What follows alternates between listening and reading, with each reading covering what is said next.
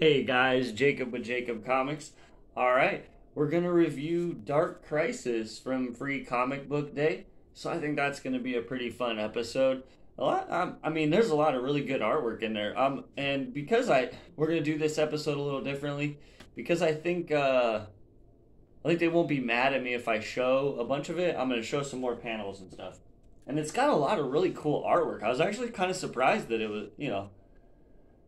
it is an advertisement kind of, but yeah, we'll get into it. Remember, we are trying to hit 200 subscribers, and when we do, we're going to give this book away. It's the Joker #1 Mark Brooks variant cover, and you're also going to get a cbcs sticker as well. And that's the Comic Book Community Awards. And if you guys don't know about that, it's kind of like Oscars for YouTube personalities like myself, and people much bigger than me are gonna win. But I think it's cool, and I'm trying to help spread the word. So yeah, guys should check that out if you're interested. Now, we got a couple things that we always do go over before we fully get into the book. And first off, I want to let you know, obviously, we're going to be going heavy into the spoilers on Dark Crisis.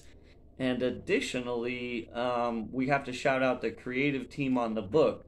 And so we have the writer is Williamson. See if I can find. I struggled to find it earlier, so give me a second here. I think it was at the end of this first one. Yeah, there it is. Okay. All right. So we have Joshua Williamson is the writer. Jim Chung is doing the art. J. David Ramos is doing colors. And Tom Napolitano is doing the letters. And the cover is done by Daniel Samper and Alejandro Sanchez. All right. Let's get right into it. So it kind of starts off, and we're in like the Justice League's memorial. They're dead now, and so we're in their memorial hall place, whatever you want to call it, and the lady's kind of giving a tour to a bunch of children, and they think it's pretty cool, and she's like, the Justice League aren't the most important. They play an important part in the history of superheroes. Of course, they are not the first team of heroes, but the Justice League took on a deeper meaning than the teams that came before them. Everyone has their favorite version, their favorite roster, but it's not just the roster that makes them what they are, it's what they represent, the relationships between them, and the ideals they created. Their existence shows that people with incredible power can work together, and no matter the challenge, they proved to be the best of us, were the best of us. And I really like this paneling by Chung here. He does really cool homages to super famous covers. Check it out. There's I want to say like 6 or 7 of them there. Just really cool. Holding it extra so you guys can, because there's so much to look at there. Just all the different versions of the Justice League through the ages, like every 10 years or so. And those are I feel like those are like famous covers that he homaged, or that maybe they just pulled them over. Because if you look really closely, and I thought this was cool. If you look really closely, they even color dotted this one like they would have back then. And continuing on till you get all the way over to here, it's it's a lot more colored and stuff like today with the computer. So I thought that was like really cool. The totally homage to all the years. She continues. She says, sadly, they also showed us that they are far from perfect, even that they can fail. They sacrificed themselves to hold back the dark, and now we're a world without a Justice League. One of the kids says, do you really think they're gone? And she says, heh. And she says, the kid says, don't they come back from the dead like all the time? Another kid says, someone's totally going to find them, and the Justice League will be back, right? And all of a sudden the tour guide morphs into Clayface, and basically he's just been trying to bide his time, he says, because they left a mother box, Darkseid's mother box, out, and he wants to take it. And now there's no one to stop him since the Justice League are dead. And then shows the Flash. Flash shows up, gives him a good old licking. Punches him right in the face as he comes by, stopped for a visit. And one of the kids grabs the mother box and runs off with it. And the Clayface is like, "You brats." And anyways, they're fight. So Clayface and Flash are fighting, and I love this Jim Chung's take on Flash with his eye. Like, it's awesome. It is. I love that. Um, so he says, "There is no Justice League, but to honor them, I'm gonna teach you a lesson." And so he proceeds. He beats him up, and he gets the mother box from the kids, and he's like, "How about I give you kids the real tour?" So they all get the tour by Flash, and they're super excited about that. And one of the kids asks, like, as they're leaving, he's like, "Do you think there will ever be a Justice League again?" And Flash says, "Years ago, the Flash was my mentor. But one day there was a crisis, and I had to take over being the Flash. It was hard stepping out of his shadow, and taking his place in the Justice League was one of the scariest days of my life. In my head, I was still a Teen Titan, still just the new kid. But over time, I realized that the Justice League is always growing and changing, embracing the new, just like they embraced me. So it's not really a question of if we will have a new Justice League or when. The real question is who." And he's kind of thinking to himself, and there's all these different heroes that he's thinking might possibly take the place of the Fallen. And then it says Dark Crisis #1 sneak preview, and this is Nightwing talking, and he says, "Even though we operated in the dark, it all started with a light. After my parents died, my whole world had gone dark, and I felt so lost. But then I took an oath to honor my parents' memory and the legacy Batman had created. From that light, I watched our world grow. There were aliens, Amazons, gods, people from under the sea, super scientists and space cops, all trying to help the world be the best it could be. I saw the generations come together with sidekicks, new faces, and new backgrounds, all with a mission not only to bring justice, but also a hope that shined brighter than any candle ever could. But the darkness is still there." And check it out.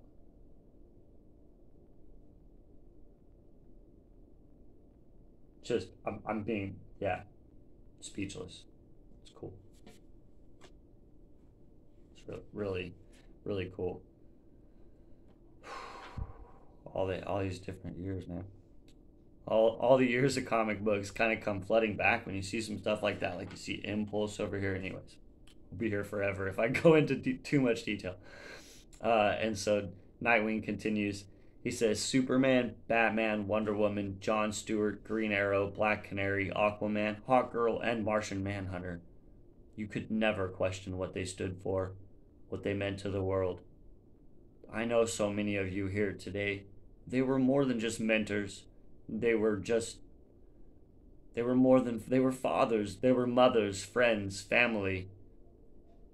There will be hard days ahead of us, but I promise you, if we work together, hope will fuel the light that pushes us through this darkness, just as the candle did the day I took my oath.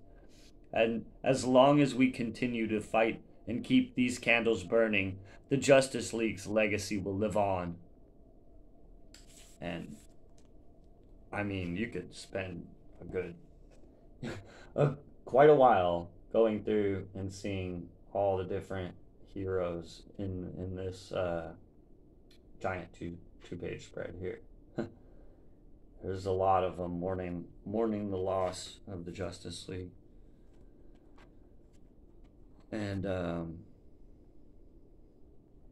guess it's like the next day, and you got Superman, son of Kal-El, is punching this guy. He says, "Which cult is this again?" Flash says, "Cobra." What he said, weeks later. It says, "I've faced Cobra before, but they were never this brazen. The attacks are happening all the time now. With the Justice Leagues missing, everyone thinks it's time to take their shot." Flash says, "But this feels bigger than just that. It's like they're desperate. All the Doomsday cults are freaking out, like they're running out of time or something." And Superman, son of Kal-El, says, "And yet all the big heavies are keeping quiet. Doesn't that seem weird to you? The Justice League is dead. This is the end.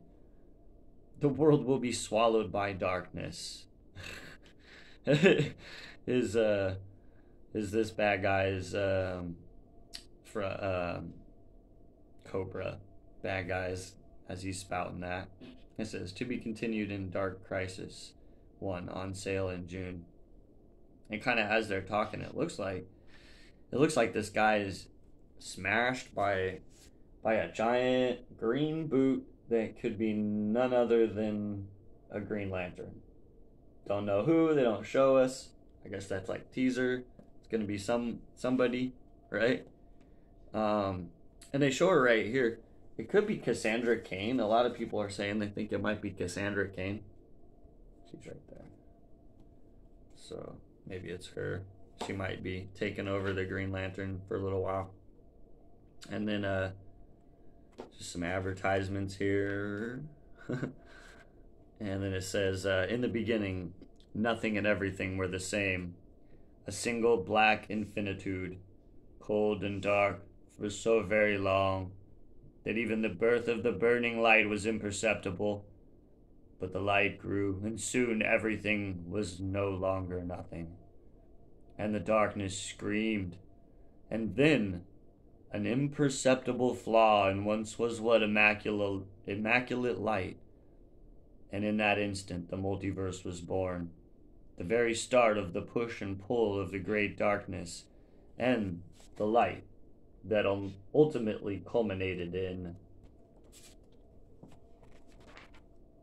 Crisis on Infinite Earths, a battle of unimaginable scale. The Monitor gave his life to activate the multiverse's immune system, natural defenses known as superheroes to combat the threat of the Anti-Monitor. But that victory came at a cost, greater than the disease.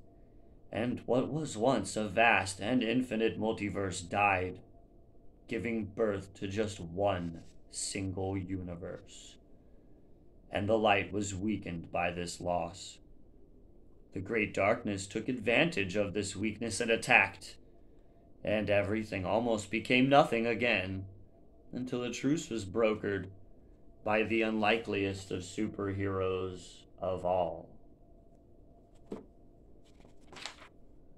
The light would be diminished in exchange for the slumber of the darkness, a compromise of near-perfect harmony, or so it would seem. The great darkness continued to exert its influence, even in hibernation, creating evil avatars and puppets, all working to weaken the new universe and extinguish the light, each new evil unaware of this connection to the larger will. Their attacks culminated in another crisis that forced the lone universe to evolve in what we now know as the new multiverse. The truce between the darkness and light was broken. After the god of all evil, Darkseid, triggered the final crisis, the great darkness finally realized who its true enemy was: superheroes. Earth Zero, at the center of the multiverse, contained the prime versions with variations of those heroes emanating out into the surrounding universes. Through a series of carefully planned tactical encounters, the great darkness grew in power, was given form, and plotted to launch its ultimate campaign to extinguish the light of the multiverse once and for all. Through it all, the Metal Wars, the Future State, the Great Darkness gathered its forces and found its ultimate avatar in the form of the man at the heart of the crisis on Infinite Earths, a man known as Pariah. The stage is now set for a dark crisis. And that is DC's Dark Crisis Special Edition Free Comic Book Day. And I mean, Justice League 75 was better. This one was kind of all over the place because I think they're promoting like Dark Crisis, and there's just a lot going on, right? And I'm curious where they're going with this, though. Yeah, I definitely am curious with where they're going with this. I might pick up Dark Crisis #1 to kind of see if that story starts to get pretty fleshed out there. I mean, obviously, we all know eventually they're going to bring the heroes back some way. We got to save them. So how do we save them? Um, Man, the artwork though, like that's one thing too. When I read it, is like if a kid were to pick this book up, I'm really happy and hope that they open it and check it out because there's a bunch of really awesome splash pages that just like would hopefully maybe bring some people in. So on that front, like DC definitely covered their bases on making sure that the art on display in their main book this year was the best that it could be and showed off the talents of Chung and Ramos, and you know what I'm saying, just because that's a lot of times that's really what I feel like that's what grabs me a lot. And obviously the story is what keeps you there, but what grabs you initially usually is going to be that art. And so yeah, I got to give it a thumbs up. I think DC did a good event. Like I said before, this is kind of a weaker follow up, but it still gets a thumbs up, especially because I really like how I feel like this would be perceived by a younger audience. I think they'd really enjoy the the fighting and the art and stuff, and for us older fans too, kind of the homages to the older Justice Leagues in the beginning there. It was just a cool like yeah. All right. Remember guys, like, comment, and be subscribed to the channel for your chance to win the Joker #1 Mark Brooks variant. And when we hit 200 subscribers, we'll be giving that away to one of the lucky commenters of a video. And yeah, if you guys do like this kind of content and you stuck around this long in the video and you want to help me out, click the link below and I'll send you some comic books, or shop on my eBay store and I'll send you some comic books. All right, guys, we'll see you tomorrow in the next video, and you guys have a great day. And yeah, man, a free comic book day was fun, right? All right, we'll see you next time.